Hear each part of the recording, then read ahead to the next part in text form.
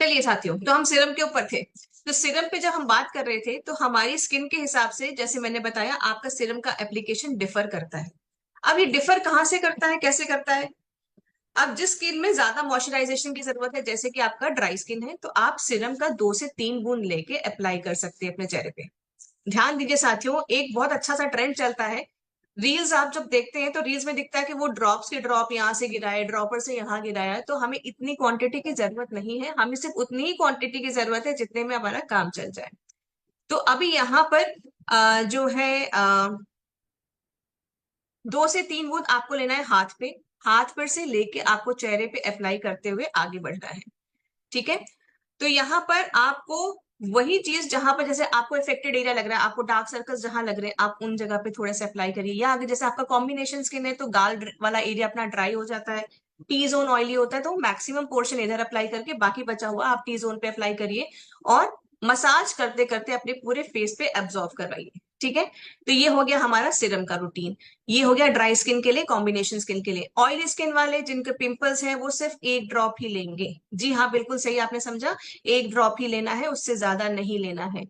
नहीं तो आपको फिर ये दिक्कत आएगी कि ऑयली स्किन में अगर ज्यादा आपने और ज्यादा उसमें ऑयल डाला, तो मॉइस्चराइजेशन डाला, तो आपकी स्किन ब्लैक पड़ना शुरू होगी, आपको दाने होने शुरू हो जाएंगी। ठीक है। आप जो है उसको इस तरीके से आप अप्लाई करेंगे आपके स्किन के अकॉर्डिंगली। ठीक है। नॉर्मल स्किन आप 1 से 2 बूंद ले सकते हैं। नॉर्मल स्किन क्योंकि बहुत ज्यादा लो मेंटेनेंस स्किन होती है। नॉर्मल बाल भी जो होते हैं आपके बहुत लो मेंटेनेंस होते हैं, उनमें ज्यादा आपको हेडेक लेने की जरूरत नहीं कि अरे भाई कैसे हम लोग इसका देख रेख करें, वो काफी कुछ अपने आप को खुद ही ठीक कर लेता है।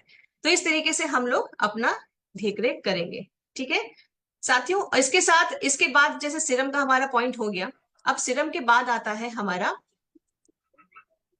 मॉइस्चराइजेशन। ठीक है। अब मॉइस्चराइजेशन, क्योंकि गर्मी जब आती है तो गर्मी के साथ साथ ह्यूमिडिटी भी आती है, गर्मी के साथ साथ पसीना भी आता है। तो जो ऑयली स्किन होती है वो और ऑयली हो जाती है। नॉर्मल स्किन भी थोड़ी सी ऑयली की तरह काम करने लगती है, ड्राई स्किन भी थोड़ा सा नॉर्मल टेंडेंसी में चली जाती है।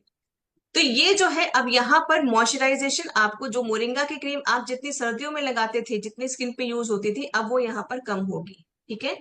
तो आपका क्योंकि सिरम भी इसमें ऐड हो गया है, तो मोरिंगा की क्रीम का यूज भी आपको क्वांटिटी भी कम करनी है इसमें इस्तेमाल। ऑयली स्किन वाले ना करें, जिनको पिंपल है वो ना करें। ठीक है, वो सिर्फ सिरम लगाएं। ठीक है। और अगर किसी दिन सिरम स्किप कर रहे हैं तो बहुत नाम मात्र के लिए, जिसको हम कहते हैं ना कंकड़ स्नान, आपने बस उंगली डुबाई और बस लगा लिया चेहरे पे, अच्छे से स्प्रेड कर लिया। तो ये मॉइस्चराइजेशन आपको वैसे लगाना है, हमारा व्योमनिका मोरिंगा की क्रीम। इसके बाद आता है हमारा लास्ट एस, मतलब सनस्क्रीन। सनस्क्रीन के बगैर तो घर से बाहर नहीं निकलना है किसी को।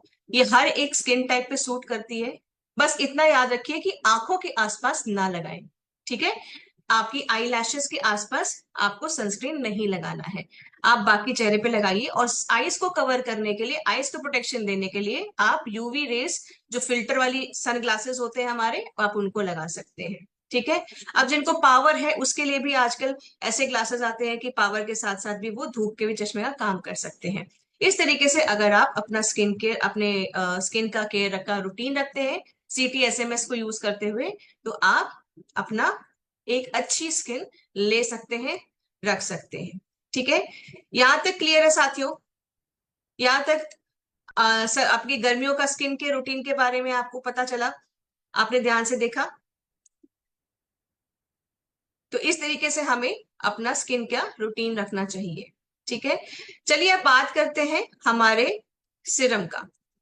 क्योंकि अब सिरम की बात हुई है, तो हमें सिरम्स के बारे में एक सरसरी नजर से मैं आपको यहाँ पर सिरम के बारे में फिर से बताती हूँ। ठीक है साथियों, एक थम्स अप देंगे मुझे ताकि मैं समझ पाऊंगी, आपको ये PPT दिख रही है मेरी।